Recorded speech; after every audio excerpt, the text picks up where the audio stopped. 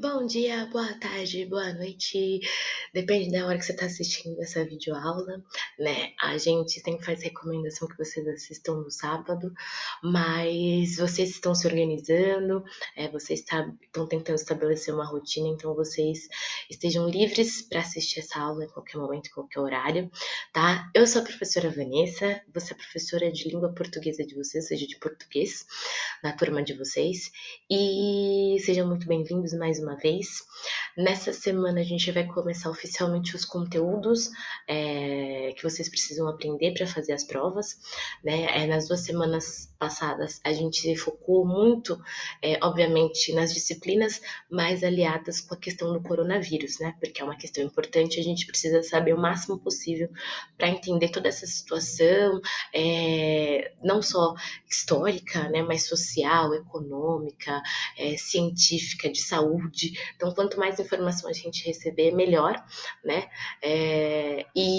Mas a gente precisa continuar e precisa dar conta de tudo isso que vocês precisam estudar, né? Isso não quer dizer que a gente vai esquecer do coronavírus, até porque já estamos fazendo isso de uma forma diferente, tendo essas aulas em casa, né? Então, procurem se organizar, procurem ficar bem para vocês continuarem nessa luta de estudar. E se precisarem de alguma coisa, estaremos aqui para dúvidas, angústias, ansiedades, etc. Então, na nossa primeira aula de hoje de português, eu decidi fazer uma reflexão aqui com vocês, a gente conversar um pouquinho sobre o que é a língua portuguesa, né? Por que a gente precisa, para que serve o ensino, né? O aprendizado da língua portuguesa, necessariamente. Então, esse é um exercício que a gente tem que fazer com tudo na nossa vida, se questionar qual a importância, o significado disso. Então, a gente pensar, quando a gente vai estudar português, né? Aprender a gente não vai aprender, porque a gente já sabe, né? A gente fala isso todo dia. Mas quando a gente vai estudar melhor a língua portuguesa, é tentar saber um pouco mais sobre ela e qual a importância de estudar essa língua, tá? Então, a primeira reflexão que a gente tem que fazer é sobre justamente essa palavra, língua portuguesa, o que ela carrega, né? Então, a gente tem que fazer também, mais uma vez, isso com tudo na nossa vida. Quando a gente estuda português, é isso, né? Quando a gente vai falar, estudar a língua, é pensar em todos os significados das palavras que elas trazem, que elas carregam, tá? Então, primeiro é isso, vamos refletir sobre a palavra língua portuguesa. Então, o que quer dizer essa palavra? Então, eu trouxe aí nossa luzinha mágica, porque a gente não tem nossa luzinha oficial, e aí eu vou destrinchar para vocês o que significa essa língua portuguesa. Então, língua é um sistema de representação constituído por palavras e por regras que carregam sentido comum a todos os membros de uma determinada sociedade. O que raios isso quer dizer, professora? Significa que a língua, ela é um pacto, né? As pessoas, elas vão se organizar justamente para poder falar essa língua. Então, existem regras para essa língua, né? Então, a gente usa a gramática, que significam essas regras, e é determinada por todos os membros daquela comunidade. Então, todo mundo sabe que cadeira significa cadeira, mesa significa mesa, e etc. Tá? Só que o mais importante na língua é que ela é um elemento na construção da cultura e da identidade de um povo, tá? Ou seja, a língua não é só a gramática e essas regras, as palavras que compreendem aí tudo que a gente conhece, mas também elas significam o modo como a gente se comporta, os nossos hábitos, nossas crenças, tudo isso está expresso na língua. Então, a língua é muito importante para a gente se entender como povo, tá? Não só então a história, a geografia, todos esses elementos que vão fazer a gente entender a nossa organização e etc. Mas a língua também é muito importante. E aí, quando a gente fala língua portuguesa, a gente já identifica aí um elemento cultural, uma característica da nossa cultura, do nosso povo, que é justamente falar uma língua que ela não é nossa originalmente, né? 100% nossa. Ela vai receber uma forte influência de uma outra nação, que é Portugal. Então, ela vai ser trazida pelos portugueses que colonizaram o nosso território. Ou seja, ela é uma língua que tem a sua origem de colonizadores, né? Então, os portugueses vão chegar aqui no nosso território e vão impor, vão colocar essa dominação da língua deles, né, que veio de fora, sobre a nossa, tá? E para a gente entender essa dominação, por curiosidade, assim, né? O português ele vai ter origem do latim, na verdade. Opa, ela vai ter origem aqui do latim vulgar, ou seja, não é o latim oficial que era falado na Europa naquele período, mas sim é um latim, uma variação desse latim, né? A gente vai falar sobre isso, sobre variação de língua. Então, uma variação do latim que era específica de um território dentro da chamada Península Ibérica. Península Ibérica nada mais é do que justamente essas regiões aí que eu tô mostrando no mapa para vocês, que é Portugal, Espanha, uma parte aí da França ali em cima, né? E outros territórios. Então, se vocês verem aí a setinha, aí era onde estava localizado o reino da Galícia, hoje Galícia, né? Um território autônomo dentro da Espanha, que nasceu aí o português, né? E ele foi expandido, então, para o território onde hoje se localiza Portugal. E essa também sofreu variações, transformações e chegou aqui para a gente pelos nossos colonizadores, né, os portugueses. Então, ela vai ser uma língua colonizadora. Mas aí vocês podem me perguntar, professora, mas tá bom, legal, entendi. Então, a língua portuguesa, porque os portugueses chegaram aqui no nosso território e impuseram sua língua. Mas, assim, tipo, não tinha nada, não tinha ninguém, né? E não tinha nenhuma língua aqui assim, para a gente poder ter a nossa origem de língua no nosso território?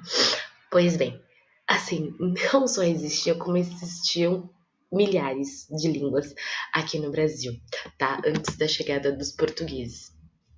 Então, estima-se exatamente que sim, existiam várias línguas, inclusive, e para vocês verem como essa questão da dominação é importante, que mesmo em meio a tantas línguas e dialetos que já existiam aqui das comunidades indígenas, a gente vai ter essa imposição da língua do português na nossa raiz, tá?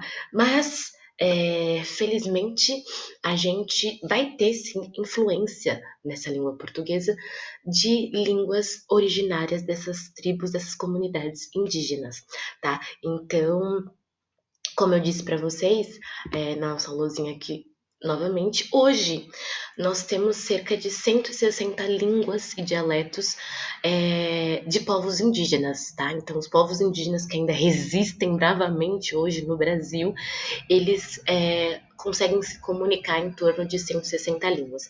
Claro, cada comunidade tem a sua língua, tem o seu dialeto, tá? Então, isso quer dizer que ainda tem uma grande parte, né, de remanescentes indígenas que mantém essas línguas vivas. Ainda, né? Então, torçamos para que continue. Mas antes da chegada dos portugueses, como eu falei para vocês, esse número devia ser próximo de 1000, ou seja, existiam 1000 línguas aqui dentro do território que hoje a gente entende como Brasil. Então não era por falta de língua, gente, tá? Que isso aconteceu. Foi mesmo essa dominação, esse processo de colonização, tá?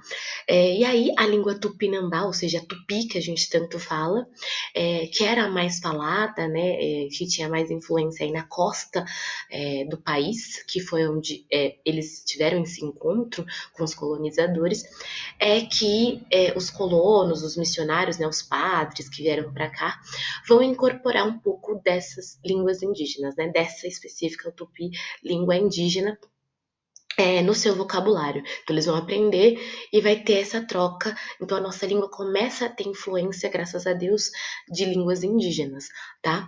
E aos poucos, o uso dessa língua, dessa mistura, vai ser chamada de brasílica. Então, a língua brasílica, ela vai ser intensificada e começa a ser usada por todos. Aí que a gente começa a ver mesmo a língua que a gente fala hoje a ser configurada, tá? Mas ela vai receber esse nome, então, por forte influência desses colonizadores portugueses, tá?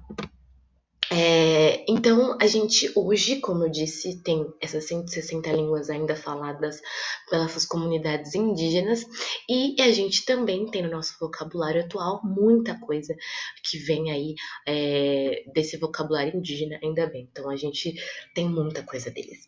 Só que a gente precisa entender, como eu disse então para vocês, que essas línguas, então, elas têm uma origem comum. Né? Então, se a gente for parar para pensar e ver da onde que elas surgiram, eu falei para vocês lá do português que veio da Galícia e tal, então a gente tem aí o que a gente chama, no estudo da língua, de tronco linguístico e família linguística. Então, se a gente vê o português desse brasílico aí que a gente viu, ele vai ser composto ele vai ter origem em dois troncos linguísticos, né? Então, o tronco tupi, e que veio lá dos tupinambás, e o tronco indo-europeu. Então, esses troncos linguísticos, eles vão carregar várias famílias linguísticas, né? E dentro dessas famílias, as línguas. Então, a gente consegue ver aí, no indo-europeu principalmente, que a gente tem a família do latim, né? A família latina, a família celta, a família eslava e a família germânica, que vão dar origem a várias línguas, né? Então, a gente vê que o português, o espanhol, o francês, comuns, né?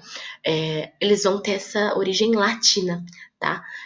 Enquanto o inglês, por exemplo, o alemão, também que é como a gente aprender, tem uma família germânica, tá? Então, vejam, todas essas línguas circularam aqui no Brasil e têm influência na língua portuguesa, tá? Então, imaginem que a gente é esses vários troncos, né? Você lembra aquela cena do Groot no Guardiões das Galáxias? Imagina ele formando aqueles vários troncos e raízes se alinhando. Essa é a língua portuguesa, por isso que ela é tão complexa e por isso que a gente precisa entendê-la com propriedade, porque ela é muito mais do que simples regras gramaticais, tá? Ela carrega muita cultura, muita influência de outros povos. E para a gente conseguir entender essa complexidade, essa diversidade da nossa língua, a gente tem que entender toda essa sua origem, tá? E ela não tem só origem indígena, ela também tem uma grande contribuição de povos africanos, povos que foram escravizados e trazidos para o nosso território da África, também por esses portugueses. Então, eles vão contribuir com a nossa língua nesse sentido também, tendo trazido esses povos para cá. E assim como aqui, nossos povos originários indígenas tinham centenas de línguas, na África existiam também outros troncos e outras famílias linguísticas que terão influência aqui na nossa língua, né? Então, principalmente, se vocês verem aí, Yorubá tem uma influência muito forte na nossa língua, tá? Porque justamente foram esses povos trazidos dessa região ali do Níger e do Congo, tá? Então, Yorubá, a gente também tem o Banto como forte influência aqui no Brasil. Então, vocês estão vendo aí só algumas dessas famílias que existem aí na África e que também vão ter influência aqui no Brasil, tá? Então, a gente não só tem a contribuição então, dos portugueses, dos indígenas africanos, e mais tarde, bem depois da colonização, já num período mais recente da história, a gente também vai ter influência dos imigrantes. Ou seja, a imigração também vai contribuir muito para essa modificação da língua portuguesa, né? Para chegar mais próximo no nosso português hoje, tá? O português do Brasil. Então, o português do Brasil vai ter essa inúmera característica. Que vai ser influenciada pelos italianos, japoneses, alemães, sírios, libaneses, coreanos, chineses. Então, essa variação da língua, franceses, vai influenciar na forma como a gente fala. Ou seja, sotaques, gírias, tudo está carregado por essas influências, principalmente culturais, que vêm da nossa língua, tá? Então, é muito importante entender quão a gente tem desses outros falares, né, dessas outras línguas, dessas raízes, troncos, famílias linguísticas na nossa língua portuguesa. Então, isso já ajuda muito a gente entender por que ela é tão complexa, tá? E a gente se preparar para estudá-la um pouco melhor. Beleza? E aí vem essa questão da variação linguística que eu falei para vocês. O que seria essa variação linguística? Então vamos lá, a nossa luzinha. A variação linguística é um fenômeno que ocorre em todas as línguas. A língua sofre mudança conforme o tempo passa, em razão do contato com outras línguas. Ou seja, é o que a gente estava falando agora, né? Então, o português surgiu lá da Galícia, já teve várias variações, ou seja, vários contatos com outras línguas. Veio para cá na época da colonização, teve contato com outras línguas indígenas, contato com outras línguas africanas e outras línguas lá do tronco indo-europeu, né, que foram várias, de famílias latinas, família germânica. Então, isso já é uma variação linguística. Então, todas as línguas sofrem variações linguísticas cotidianamente. As particularidades de cada falante, como sua idade e nível de escolaridade, também fazem com que a língua não seja sempre a mesma. Além disso, a língua também é empregada de modo diferente em situações que exigem maior ou menor formalidade. Então, professora, o que isso quer dizer? Isso quer dizer que a língua ela pode se apresentar em diferentes formas, ou seja, em várias formas. Isso que é variação linguística. Então, a primeira forma aí que o texto mostrou é justamente receber influência de outras línguas. Ok? Então, vejam, a gente todo dia fala alguma palavra, alguma expressão que veio de outra língua, né? Então, isso está acontecendo toda hora, todo dia a gente incorpora isso no nosso vocabulário. Então, isso já é variação linguística, mon amour, tá? Segundo tipo de variação linguística, tá ligado ao que ela fala a questão geracional, ou seja, a idade. Então, assim, eu não falo da mesma maneira que vocês e que, sei lá, uma galera mais nova. E também não falo igual a minha avó, pelo amor de Deus, né? Então, quando ela fala, sei lá, carambolas, mano, quem fala carambolas, vó? Você tá doida? Então, assim, é isso. Ela vai carregar uma forma de falar da época dela, eu da minha e vocês da de vocês. Então, isso já é uma variação da língua. Ela varia por idade, classe social. Então, tenham certeza que a gente da periferia, da Zona Leste, não vai ter a mesma forma de falar que a periferia da Zona Sul, e muito menos que a galera da classe mais alta da Zona Sul também, tá? Então, assim, a condição social, a raça, ela vai determinar também a forma com que a gente fala, a forma com que a gente usa a língua para se expressar, tá? Então, tudo isso contribui para a variação linguística, tá? Então, por exemplo, os sotaques, uma ótima forma de variação, da gente perceber, né, essa variação mais clara da língua.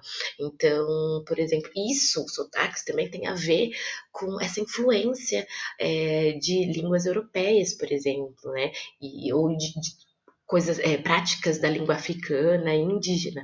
Então, a gente tem muito isso marcado, por exemplo, na região norte, que recebe muito mais essa influência indígena, na região nordeste, que recebeu muito mais essa influência africana, aqui no sul e no sudeste, que receberam influência dessas línguas europeias, né?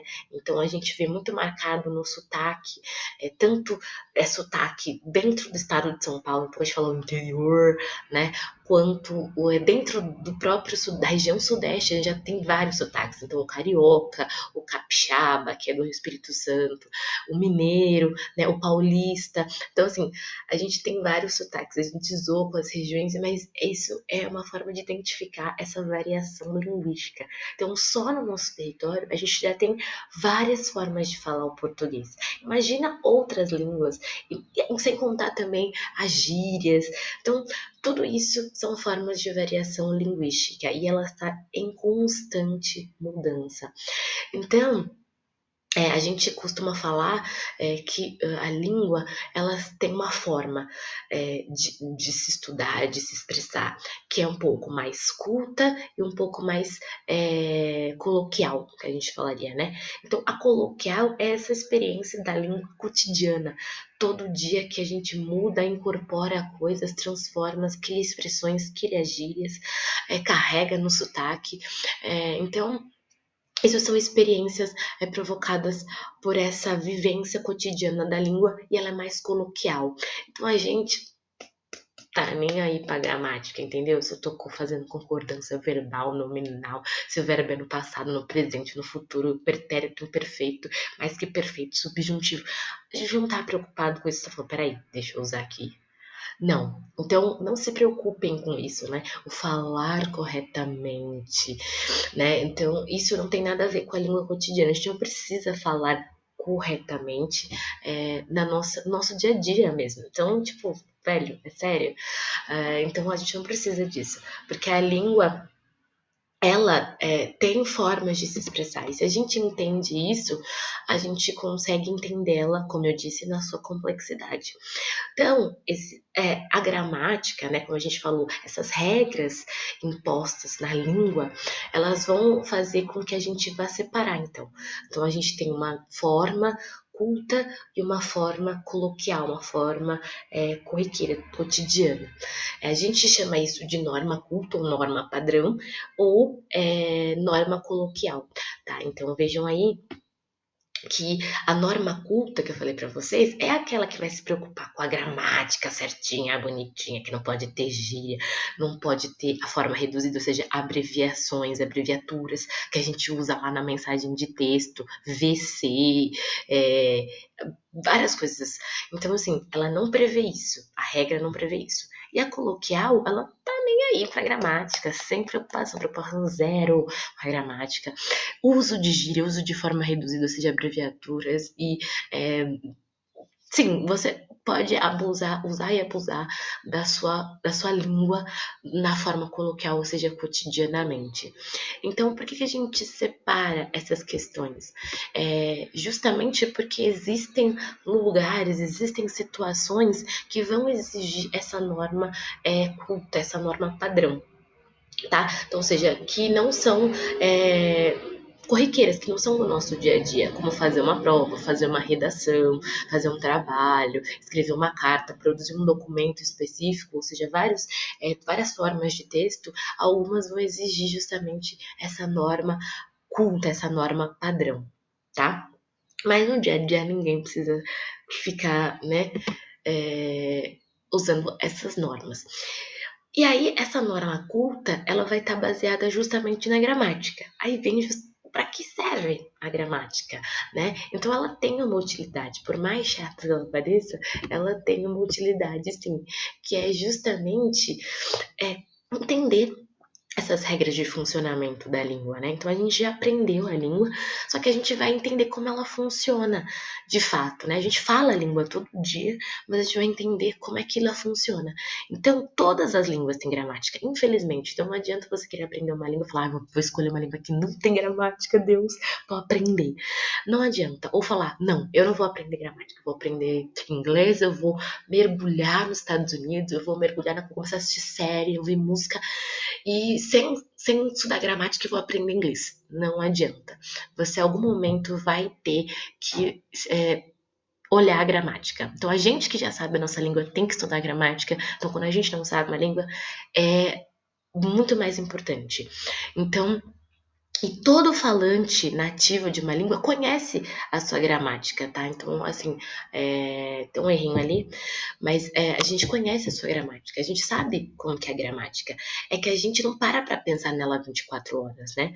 Então, quando a gente vai estudar a gramática, o objetivo é justamente ampliar o conhecimento que você já tem, tá? É ensinar você outras coisas, né? Entre outras coisas, a reconhecer e a nomear os recursos que você usa intuitivamente, ou seja, que você usa todo dia.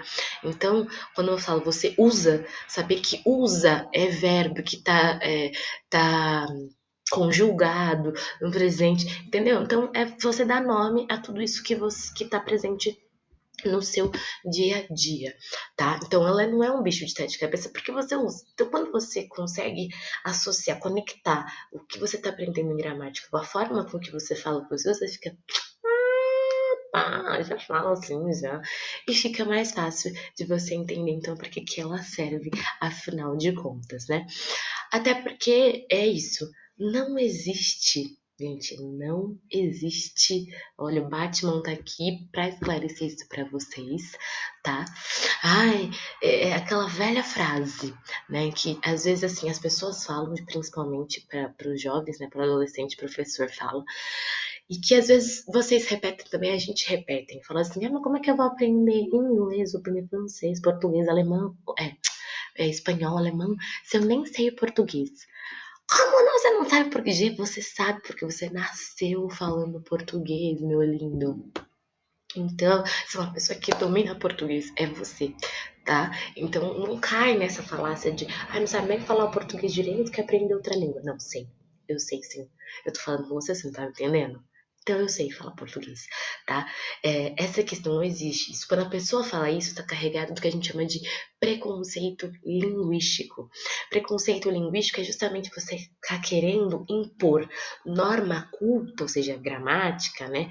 Forma padrão, numa linguagem coloquial, numa linguagem cotidiana, corriqueira. Então, se eu não fazer plural, se eu falar nós vai, nós nós fumo, e você entendeu que a gente está indo para algum lugar, você entendeu, já falou português, pronto, tá? A norma culta, ela vai ser para contextos específicos. Não precisa todo mundo falar bonitinho, todo dia 24 horas. Isso é preconceito linguístico, tá? Então, ó, para de ficar falando que você não sabe português, que você sabe que é a sua língua, você nasceu falando. Então, mais do que ninguém, você sabe, sim. Agora, se você falar pro cara que nasceu na Inglaterra, que ele não sabe falar, realmente ele não sabe falar, e você vai ensinar ele as duas normas. Você vai ensinar a gramática e vai ensinar para ele a colocar as gírias, os sotaques, vai falar que eu sou paulista, é aquele que é carioca, entendeu? E vai falar, beleza? Então, essa é a nossa aula de hoje. A gente tem que pensar que keep calm, olha lá, um termo de variação linguística incorporado aí do inglês britânico. Então, calma, calma. E estudem português. Porque é isso, quanto mais a gente estuda a nossa língua, saber a sua origem, saber as influências que ela tem, saber qual a importância da gramática no estudo da língua e etc., ajuda a gente a ler e interpretar não só a nossa sociedade, mas como as outras sociedades, o que está acontecendo no mundo, a entender o que a gente vai ver depois, que é metáforas, ironias, né, discursos principalmente políticos nos tempos de hoje. Então, assim, se você sabe, domina bem a sua própria língua, você consegue aprender outras línguas e você consegue compreender tudo o que está aí na sociedade, tá? E a gente vai conversar nas próximas aulas que não só a língua ela vai servir para a gente para atender essa norma padrão, essa norma culta, né, de vocês fazerem prova, vestibular, vestibulinho, concurso, sei lá, entrevista, etc., mas também como forma de, por exemplo, entender a arte, literatura, dança, porque assim, tudo que está ao nosso redor é parte da nossa língua, né? E quando a gente observa, né, a gente vai ver que texto não é só o que a gente, não é só escrito, ele está em vários lugares, a gente consegue entender melhor quem nós somos, nossa identidade, consegue se expressar melhor, né? E entender as outras pessoas. Então a língua ela é super importante para tudo isso. Então eu espero que vocês tenham gostado da aula de hoje, que vocês tenham entendido a importância da gente ter essas aulas, da gente aprender português, aprender não, porque a gente já sabe, da gente estudar português, entender melhor a nossa língua e como ela funciona. Vocês vão ver que o mundo vai se abrir para vocês, e aí vocês vão conseguir entender tudo que está por trás do discurso do querido presidente, não é mesmo? De outras pessoas aí na sociedade, e quanto ela está carregada com vários aspectos aí preconceituosos, que a gente falou desse preconceito linguístico, mas não só preconceito linguístico, mas o racial, homofóbico, e vocês aprenderem a se munir e a responder a esses preconceitos. Então é isso, galera. Beijos, boas aulas para vocês, bons estudos.